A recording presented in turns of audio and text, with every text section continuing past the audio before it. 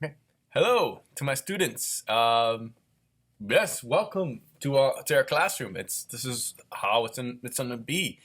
Super excited that we get to do this. As you know, we're not gonna be able to be in class because of everything that's happening with spring break, and then during spring break, the virus that broke out, and oof, man, it's been crazy. Now, hopefully the silver lining of all of this is that hopefully you're getting more rest. I hope that you're spending more time with your family.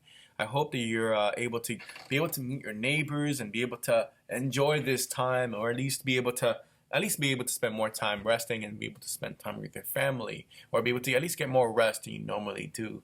Maybe it's just a chance, just to be able to catch up with certain things you need to catch up. Maybe it's gonna be time to read something cool, something great.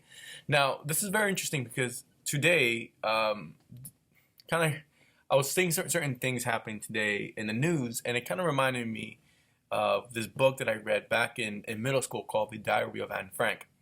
Now, this Diary of Anne Frank was based off in World War II, and it was a lot more. We can't equate what's happening today with what happened back then. We're not necessarily in hiding. We're not, in danger, like in real danger, like that someone's as that was. But why I would say the similarities of that.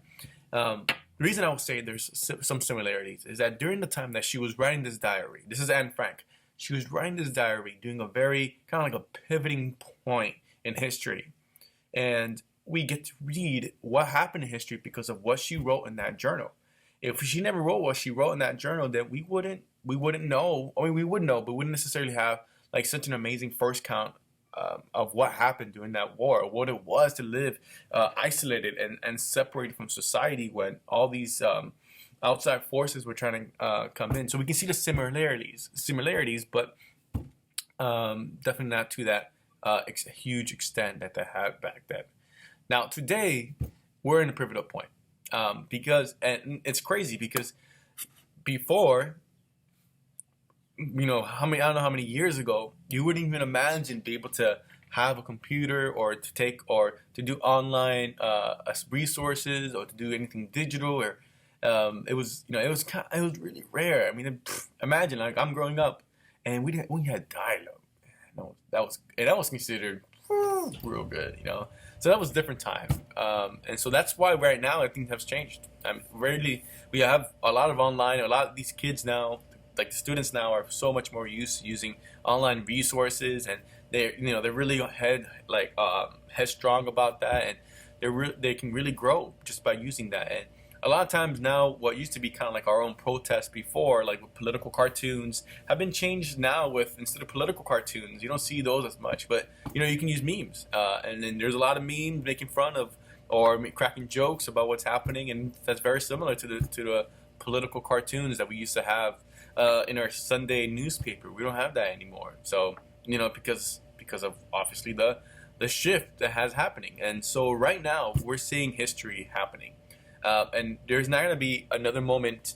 I don't think I've seen this, and you can probably ask your parents. I don't think there's ever been a toilet paper shortage, and it's happening today. I don't think there's ever been here in the country. I don't think there's ever been like water bottle store shortage, or I don't think there's been ever just kind of this type of panic throughout the entire country.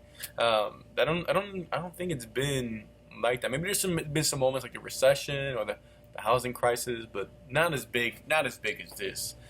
So definitely you're in this specific moment in time that's very special, and we're hoping that 10, 20, 30, 40, 50 years from now, that people can hear our stories and talk about how we expressed ourselves using memes, how we expressed ourselves, and using digital sources and being able to talk to each other and communicate with each other when back then that wasn't even a possibility. So we have all these amazing things that are happening now, and what a better class to do it with than the class that we have here. So this is what I want. Right? I want you to be kind of like follow the example of Anne Frank and write a journal about your about your journey that's happening right now with the coronavirus and how it's affecting you, and what is your day-to-day life by living that way. And I want you to kind of write it out every day during this week: Monday, Tuesday, Wednesday, Thursday, Friday. And then when we come back into class, we'll read about that. We'll check those 5 days. But you can talk about that and think about what's happening now.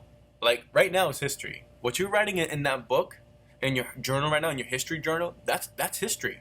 That's history that's being made right now.